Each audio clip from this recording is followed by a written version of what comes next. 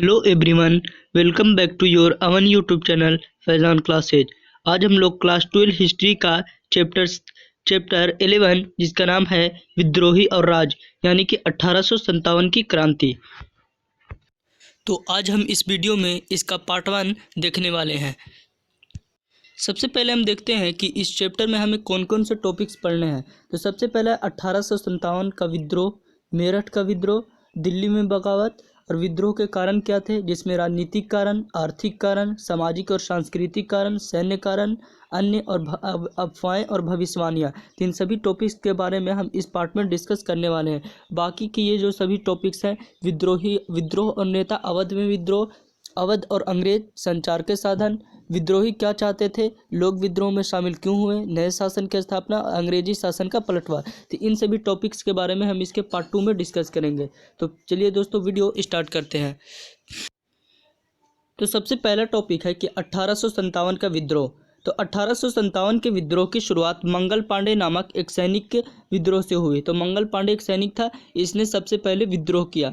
East India company के 34वीं Bengal infantry के क्या थे, ये एक सिपाही थे, जब बंगाल में स्थित बैरकपुर में तैनात थे, यानी कि कार्य कर रहे थे। इन्होंने रेजिमेंट के अफसर लेफ्टिनेंट बाग पर हमला करके उसे घायल कर दिया। इन्हें गिरफ्तार करने का आदेश दिया गया, परंतु उनके साथी सिपाहियों ने इन्हें गिरफ्तार करने से मना कर दिया। मंगल पांडे ने अपने साथियों से विद्रोह करने के लिए कहा, पर किसी ने भी उनकी बात नहीं मानी। अंत में मंगल पांडे ने अपनी बंदूक से अपने प्राण लेने के प्रयास किए, परंतु इस प्रयास में वह घायल ही हो सके। इसके बाद अंग्रेजों द्वारा उन्हें गिरफ्तार कर लिया गया और 8 अप्रैल 1857 को उन्हें फांसी दे दी गई। इन्हें ही 1857 का पहला क्रांतिकारी कहा गया। किन्हें? तो मंगल पांडे को। अगला है मेरठ में बगावत। तो मंगल पांडे की मृत्यु के बाद भी विद्रोह शांत नहीं हुआ। 10 मई 1857 ईस्वी को मेरठ की छावनी में उपस्थित सिपाहियों ने विद्रोह कर दिया। सिपाही यानी कि सैनिकों ने। भारतीय सैनिकों से बनी पैदल सेना ने इस विद्रोह की शुरुआत की और जल्दी ही इसमें घुड़सवार फौजी भी शामिल हो गई। धीरे धीरे यह विद्रोह पूरे मेरठ शहर में फैल गया। सिपाहियों ने सबसे पहले शस्त्रागार यानी कि हथियार और गोला बारूद रखने की जगह, उसे क्या कहा जाता है, शस्त्रागार पर कब्जा किया, ताकि वह विद्रोह के लिए शस्त्र इकट्ठा कर सकें।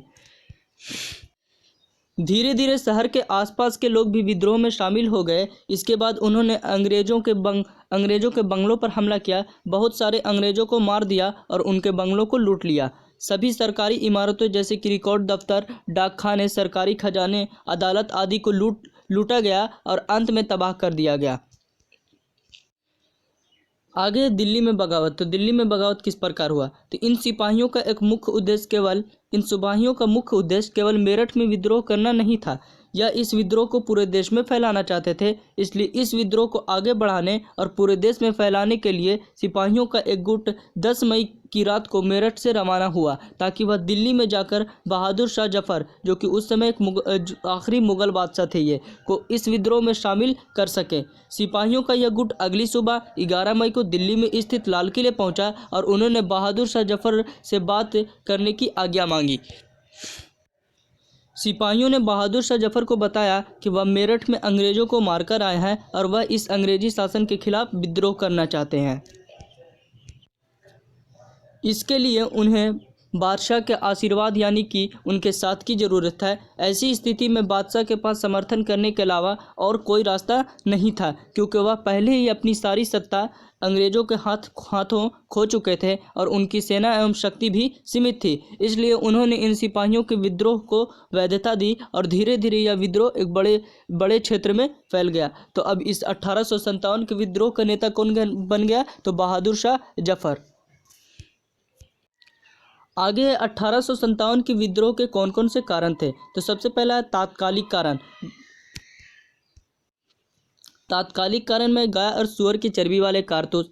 तो पहले जो था, अंग्रेजी सेना में ब्राउडबेस राइफल का प्रयोग किया जाता था, परंतु वह राइफल बहुत ज़्यादा पुरानी थी। इसी वजह से अंग्रेज़ों ने इस राइफल की जगह एनफील्ड राइफल के प्रयोग की शुरुआत की। इस राइफल के कारतूस में ऊपर की ओर एक ग्रीस लगाई जाती थी, ताकि वह कारतूस लीक ना हो, पानी से सुरक्षित रहे, परंतु इस कारतूस को मुंह से छीलना पड़ता था। यह अफवाह फैल गई कि कारतूस पर लगा हुआ ग्रीस गाय और सूअर की चर्बी से बना हुआ है और अंग्रेजों ने ऐसा भारतीय हिंदू और मुस्लिमों का धर्म भ्रष्ट करने के लिए किया है।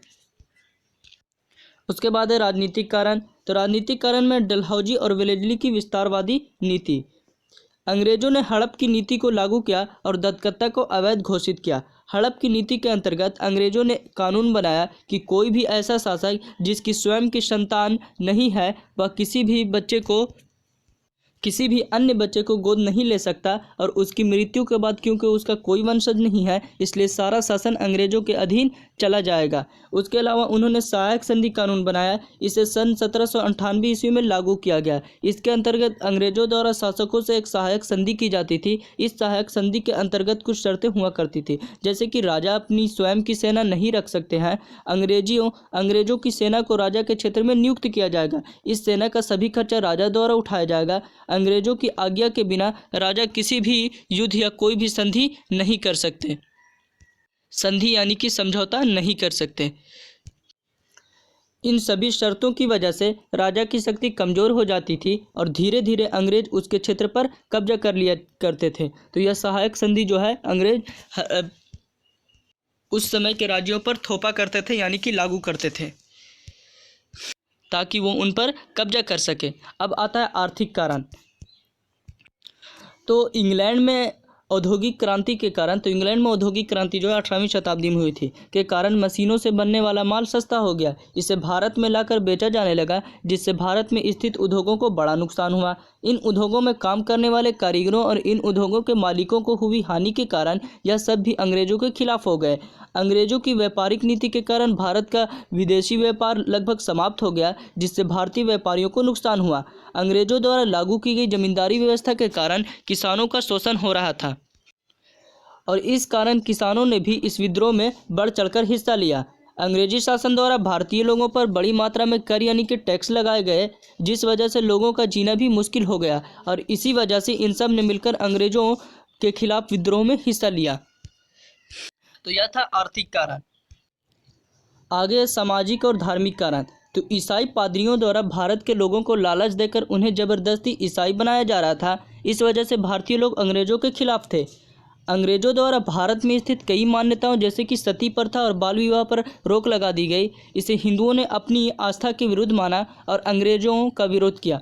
अंग्रेजों ने भारत में अंग्रेजी शिक्षा का प्रसार करने की कोशिश की, जिस वजह से लोगों का असंतोष बढ़ा और उन्होंने अंग्रेजों के खिलाफ विद्रोह करना शुरू कर दिया। उसके बाद है सैन्य कारण। तो परेड के समय भारतीय सैनिकों से बुरा व्यवहार किया जाता था और भारतीय सैनिक भी इस अपमान का बदला लेना चाहते थे। अंग्रेजी सैनिकों के मुकाबले भारतीय सैनिकों को काफ़ी कम वेतन यानी कि सैलरी दिया जाता था, जिस वजह से वह भी नाखुश थे। इन सब कारणों के अलावा एक अन्य कारण भी था जिसके बारे में हम नीचे चर्चा करते हैं। तो अंग्रेजों द्वारा पेशवा बाजीराव के द्वितीय उत्तराधिकारी नाना साहब की पेंशन को बंद कर दी गई, जिस वजह से वह भी अंग्रेजों के विरोध में थे। झांसी की रानी को दत्तक पुत्र की आज्ञा नहीं मिली, जिस वजह से वह अंग्रेजों के विरोध में थी। सतारा और नागपुर जैसी रियासतों को जब जबरदस्ती अंग्रेजों के साम्राज्य में मिला लिया गया था, जिस वजह से वहां के शासक अंग्रेजों के विरोध में थे। अन्य क्षेत्रों में स्थित जमींदार एवं सरदार भी अंग्रेजों के विरोध में थे, क्योंकि जबरदस्ती उनकी ज़मीनों को छीन लिया गया था। तो इन सभी कारणों के अलावा इन्हीं सभी कारणों के से 1857 का विद्रोह हुआ था, जिसके पहले क्रांतिकारी थे मंगल पांडे। और इस क्रांति की शुरुआत कहाँ से हुई थी? तो 10 मई 1857 को मेरठ के सैनिकों द्वारा की गई थी, यानी कि इसकी शुरुआत मेरठ से हुई थी। अगला है अफवाहें और भविष्यवाणियाँ, यानी कि 1857 के विद्रोह में अफवाहों और भविष्यवाणियों की क्या भूमिका थी। तो इसमें कुछ अफवाहें और भविष्यवाणियाँ की गई थी। तो सबसे पहले एनफील्ड राइफल कारतूस को लेकर के भविष्यवाणी या फिर अफवाह।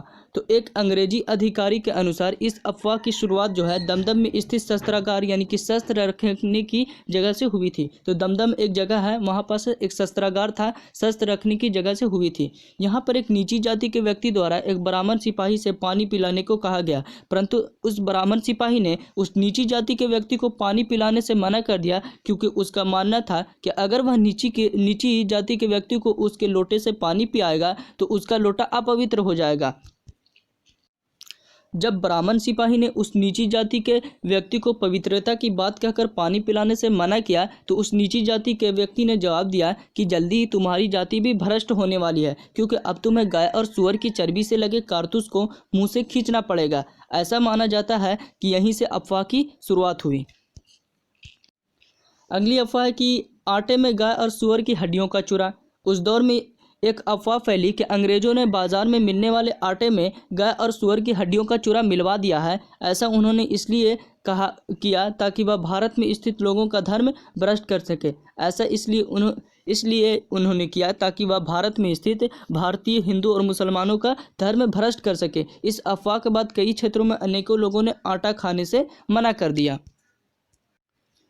अगला है 100 साल बाद शासन की समाप्ति। तो प्लासी के जंग के बाद एक भविष्यवाणी की गई कि प्लासी की जंग के 100 साल बाद, यानी कि प्लासी की जंग हुई थी 23 जून 1757 को और उसके 100 साल हो रहे थे 23 जून 1857। तो यानी कि 23 जून 1857 के दिन 100 साल बाद अंग्रेजी शासन समाप्त हो जाएगा। तो ये क्या की गई थी, एक भविष्यवाणी की गई थी और देश आज़ाद हो जाएगा। इसी भविष्यवाणी के कारण भी विद्रोह को बल मिला। जो क्रांतिकारी थे उनको बल मिला ताकि वो अंग्रेजों के खिलाफ विद्रोह करके उन्हें यहाँ से भगा सके। तो इससे हम देखते हैं कि अफवाहें और भविष्यवाणियाँ भी जो थी वो 1857 की क्रांति में महत्वपूर्ण भूमिका निभा रही थी। उसके बाद है सामूहिक रसोई। तो अंग्रेजों द्वारा सामूहिक रसोई की व्यवस्था की गई थी, यानी कि सभी लोग एक ही रसोई में खाना खाएं। सभी सैनिकों को खाना एक ही रसोई में बनाया जाता था, परंतु भारत में जातिवाद होने के कारण कई लोग इससे नाराज थे। जैसा कि हमने दूसरे सेकंड चैप्टर में ही पढ़ा था राजा किसान, तीसरे चैप्टर में बंधुत्व जाति तथा वर्ग में, कि भारत में 4 प्रकार की जाति व्यवस्था थी, ब्राह्मण, क्षत्रिय, वैश्य और शूद्र। तो इस कारण सामूहिक रसोई में जो खाना खिलाया जाता था उसका भारतीय हिंदुओं ने विरोध किया। किनके खिलाफ, तो अंग्रेजों के खिलाफ। तो ये था आज का वीडियो। आई एम श्योर कि सभी टॉपिक्स आपको समझ में आए होंगे। समझ में आया तो उसे लाइक करें और दोस्तों के पास शेयर करें। तब तक के लिए मिलते हैं अगली वीडियो में। Thank you.